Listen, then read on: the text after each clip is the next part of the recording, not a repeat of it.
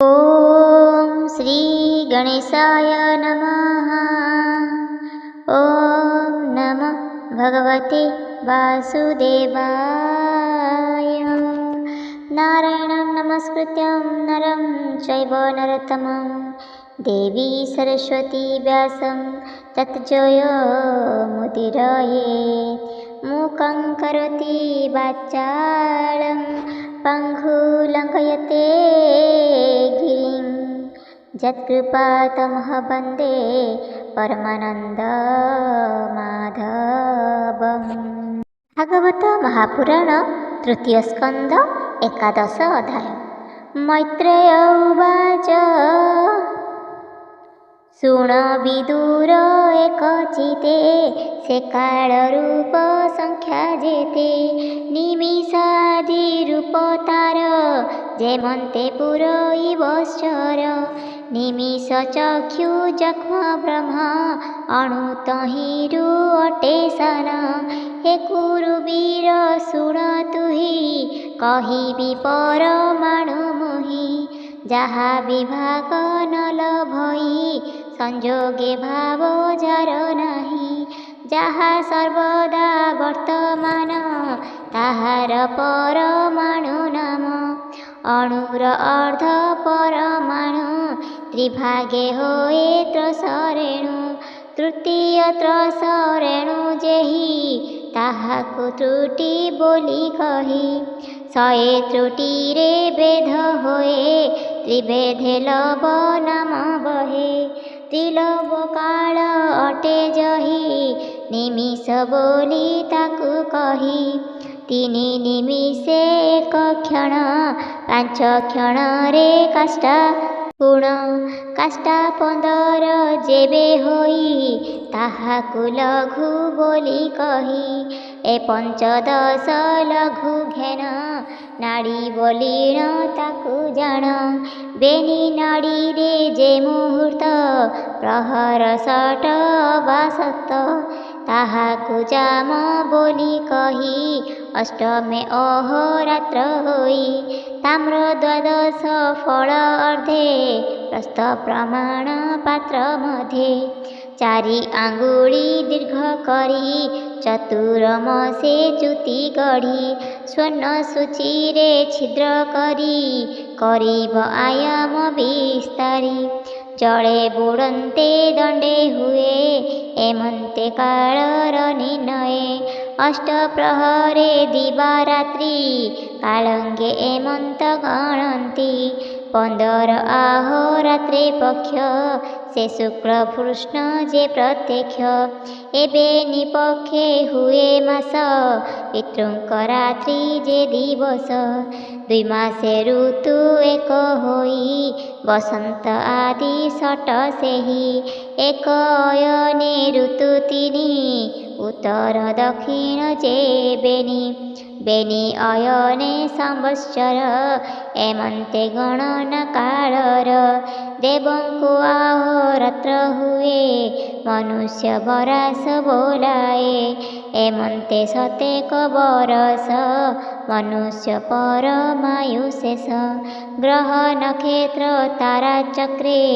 से काल रूपी विभु एके एमन्ते संवत्सर अन्ते विहरे आत्मार आयते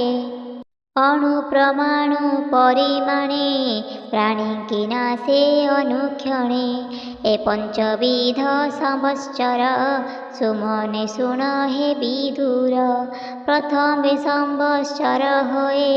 परिवत्सर जे द्वितीये इदा वत्सर तृतीयर चतुर्थे अनु जे वत्सर पंचमे वत्सर बोलाई काल स्वरूप गुणमयी से सूर्य काल रूप धरी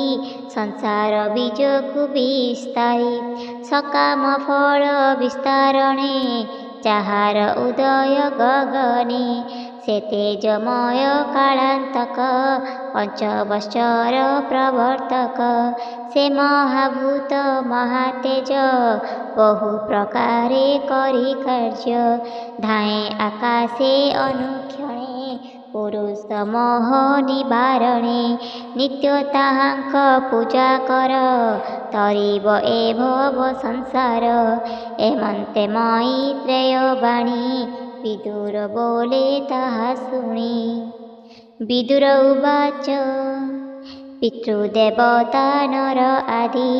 परमायुष यथा विधि शुणिली तुम्भ मुखु एबे सन्तोष कह मुनि भावे एपरे कल्प बाह्य जेते नाना प्रकारे ए जगते सनक आदि महामुनि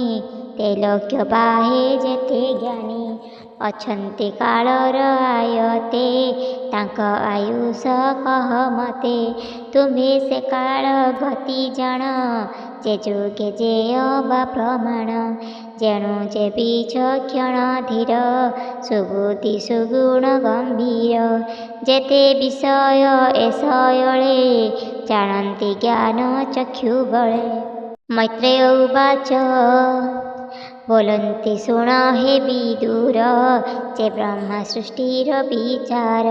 सत्य त्रेतया द्वापारादि कलिये चतुर्युग विधि देवंक द्वादश सहस्रे ए चारि युग कालंसे 4,000 युग सत्य 3,000 त्रेता मत द्विपार 2,000 जाण कଳି सहस्रे परिमाण एणी प्रमाणे सत होई द्विगुण एहाकु मिसाई जुगंक संध्या संध्या अंश अयुते जे काल प्रकाश एमन्ते देव वर्ष मते 12,000 समेति एरूप जुग संख्या जानी ज्ञानीको गोचरे प्रमाणी जे जुगे जे बा धर्म विधि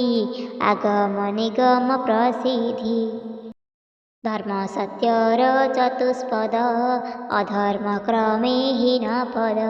त्रेतारे 3 पद थिला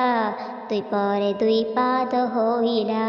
कलिर 1 पद रहे जेणु अधर्म बुद्धि बहे देवंक सहस्र जुगरे ब्रह्मा दिवस बोलितारे एही प्रमाणे रात्र हुए निशि आगमे ब्रह्मा सुए रात्रर अन्ते पुनि उठी वेद प्रमाणे करे सृष्टि एमन्त ब्रह्मार दिवसे भुजन्ति मनु चतुर्दशे मनु अंतर काल भोग एकस्तरी जे चतुर्युग किछि अधिके हुए शेष एमन्ते ब्रह्मांक दिवस मनुंक वंशे मनुसुते ऋषि देवता सुरनाथे 3 भुवने प्राणी जेते भुजन्ति कल्प परिजन्ते ए मृष्टि दैनन्दिन काम त्रिचक पितृदेवजन एमन्ते कल्प परिजन्ते कर्म भुजन्ति प्राणीयते मन्वन्तर मानके हरि विश्वत सत्व मूर्ति धरि मनु शरीरे ए संसारे पाई क्रीडे कुरुषकारे मायार बळे से बिहरे ब्रह्मा दिवस अंतकाले निशा आगमे विश्वदेही मौन व्रते से बसई त्रैलोक्य कांपे ताहा देखी सुज्ञान जीवन उपेखी रवि शशांक शून्य गला प्रलय अग्नि प्रकाशिला शंकर शरण मुखु आसी अनल 3 लोके ग्रासी प्रचंड बनी तेज त्रासे ऋषि थांती जे आकाशे से मोहलोक छाड़ी बेगे बसंती जन लोक मार्गे दक्षिणे सप्त सिंधु जले त्रिलोक आच्छादन्ति हले पवन अण चाष बले बहन्ते गर्जे उर्मी माले जल तरंग मध्ये पुणी नाग आसने चक्रपाणी निश्चिन्ते निद्रित नयने शयन अनन्ते शयने संगते संग नाही एके स्मृति करन्ति जन लोके एमन्ते अहोरात्र गणी आगम निगमे प्रमाणी एभावे सतेक बरस ब्रह्मार परम आयुष से आयु काल बणे पुण होई दिनु दिन क्षीण से ब्रह्म काल भये भीत विषय शक्ति विरहित करन्ति हरि उपासना किए मानव अकिंचन ब्रह्मार आयुष जे होई अर्ध के परार्ध बोलाई से पूर्व अर्ध भोग जाई अपर अर्ध एबे होई पूर्व परार्धे ब्रह्मा नाम शब्द ब्रह्म जे महान परार्ध कल्प जेबा होए से पद्म कल्प नाम बहे विष्णु नाभिरु पद्मजात जहु उपजे वेदनाथ द्वितीय कल्प एबे कही श्वेत बराह से बोलाई चैवण कल्पे नर हरि श्वेत बराह रूप धरी बेनी परार्ध रूपी काल निमिष आदि अंतजार अनादि अव्यक्तर सीमा अनंत ईश्वर महिमा केवल परिपूर्ण विभु से सर्वेश्वर सर्वे प्रभु ताहांक परे प्रभुपण समर्थ नहे काल जान षोडश विकार संचरे नाना विषय रूप धरे ए अंडकोश आद्य प्रान्ते पाचांश गोटी परिमिते विस्तृत सप्तावरणे उत्तरतर दश गुणे कोटि ब्रह्मांड जार देहे दिशन्ति परमाणु प्राय अक्षर ब्रह्म तार नाम से सर्व कारण कारण तार चरणे देई चित्त कहई दास जगन्नाथ इति श्रीमद्भगवते महापुराणे परमहंस संहिताया तृतीय स्कंदे 11 अध्याय।